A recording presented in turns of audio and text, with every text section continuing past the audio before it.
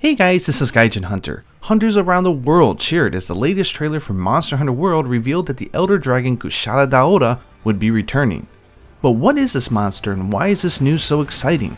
In this video we're going to take a look at the metallic wind dragon and what makes it so special.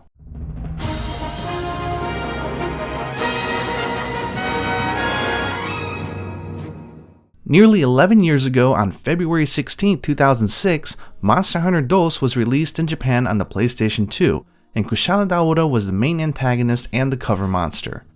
It would make its Western debut a year later in Monster Hunter Freedom 2 on the PlayStation Portable.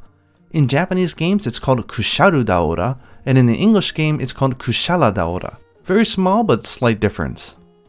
In a 2014 interview, director Fujioka-san recalled that from the very beginning, the Monster Hunter team wanted to stay away from typical dragons, and they embraced the idea of wyverns. They pushed it hard on Monster Hunter and the follow-up game Monster Hunter G, and it's precisely because they felt that they achieved establishing wyverns as the norm that they wanted to introduce a flagship that was a traditional dragon-type monster.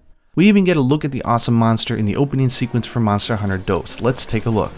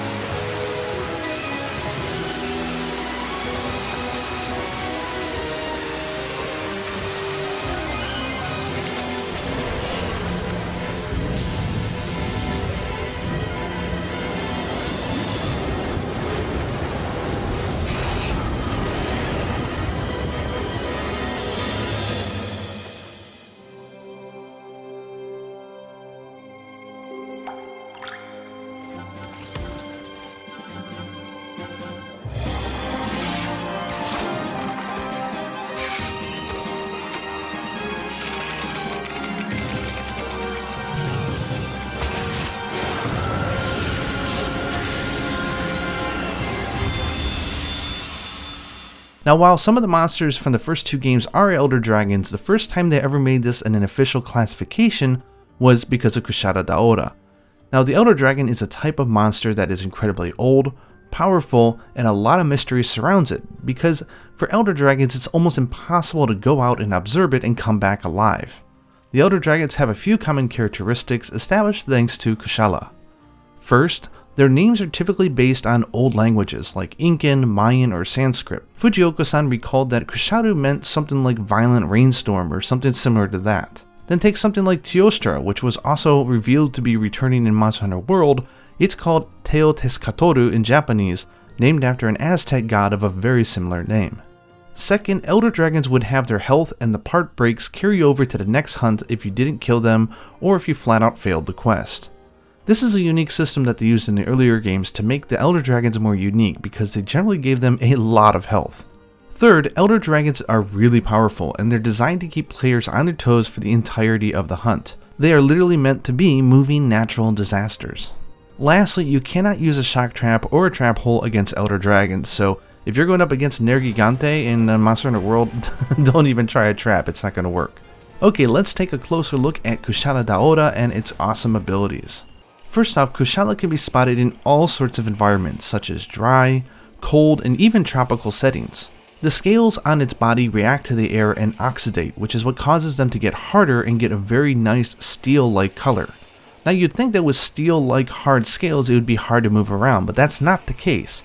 And the reason for that is the Kushala Daora has an exoskeleton, so that allows it to have really tough skin but still be able to move around really nimble. The horns on its head give it the ability to control winds and ice. I mean, it's like a fantasy monster, right? And the most painful thing for hunters is the wind that it gathers around its body. This wind causes large wind pressure around it, and when Kushala gets enraged, it turns black and is called Dragon Wind.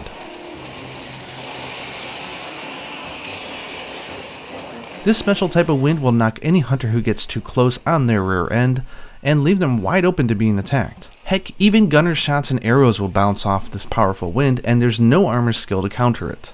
You either need to aim for the head or the parts of the body that are not covered in dragon wind, or do the best thing, which is to poison Kushala Daora, which will temporarily negate its ability to generate this powerful shield. One funny story they recalled during the flagship Origins book in Japan is that Kojima-san, who's the producer of Monster Hunter Generations, he was really upset that gunner hunters could just peg away at Kushala from a distance during the design phase, so he came up with the idea that arrows and gunshot shots would all bounce back at the player if he shot at Kushala when it had dragon wind around its body. After all, this is an Elder Dragon and all players should have a rough time, including gunners. Kushala has huge wings and will hover around the player and even get down on all fours and chase you down. Because of the ability on its horns, it can cause tornadoes to appear, including a massive one that will pretty much one-shot you if you get hit by it, so positioning is really important when you hunt against this monster.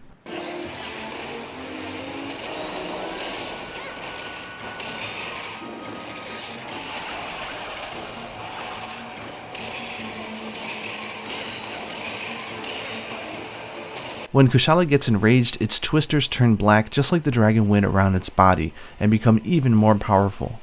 Add all of this to an amazing, fantastical theme song, and you've got the recipe for a memorable monster.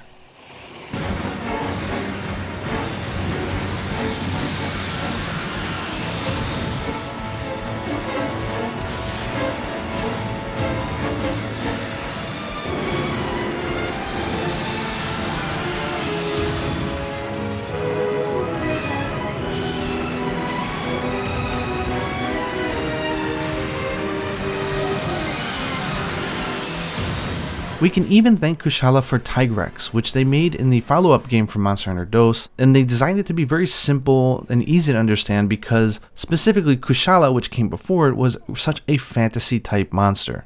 Kushala Daora wasn't in any of the 3rd generation games, and years later it finally came back in Monster Hunter 4 in Japan, and by this time, Monster Hunter World director Tokuda-san was in charge of doing all the redesigning on this monster, so he gave it a bunch of new attacks, re-establishing it not only as a wind monster but an ice monster. He also added touches like making it weak to blast, which is funny because that's the element of its rival monster Teostra, and even adding in some changes like if it runs out of stamina, it'll spit out 1 tornado instead of 2, and really small but really nice gameplay elements like that. I mean, this is the director of Monster Hunter World, so I can't wait to see what he's going to do to this monster, considering he has such an intimate history with it. Shedding the skin. The Hunters Guild first thought there were 2 or more types of Kushala Daora, one of them they called the Rusted Kushala. But as we learned in Monster Hunter DOS, this is actually a special state that the monster can be in.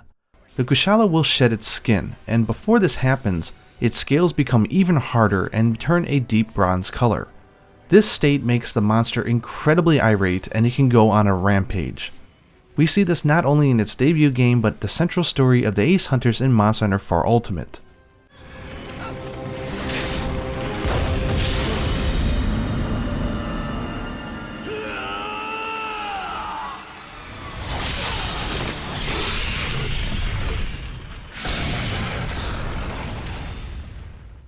Once the Kushala does shed its skin, it'll start out a bright white, but almost immediately its scales will oxidate and turn a nice steel color.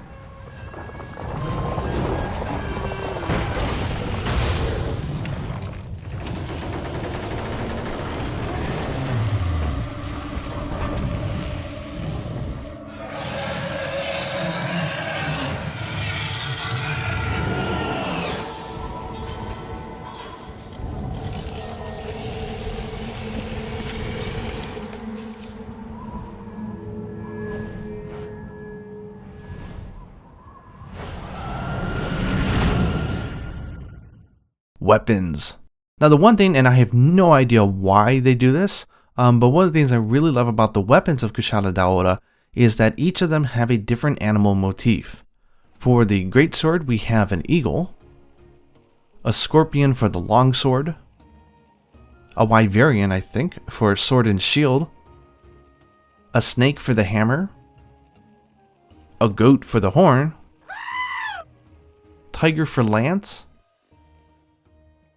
lion for gun lance, a wicked looking bat for switch axe, a turtle for the charge blade, a squid for insect glaive, a bumblebee for light bowgun, a snail for heavy bowgun, and a horse for the bow. Those are so cool. The dual blades are special because one blade uses Kushala parts and the other one its rival Teostra. With a fantastical design, cool gameplay mechanics, a killer theme song, and cool weapons, there's no reason not to be hyped about it coming back in Monster Hunter World. Not to mention, I can't wait to see who wins the turf war against the Elder Dragon Teostra. Let me know down in comments which one you think's gonna win. I hope you guys enjoyed this small feature on Kushala Daora. Please like the video if you did, subscribe if you haven't already, and until next time, happy hunting.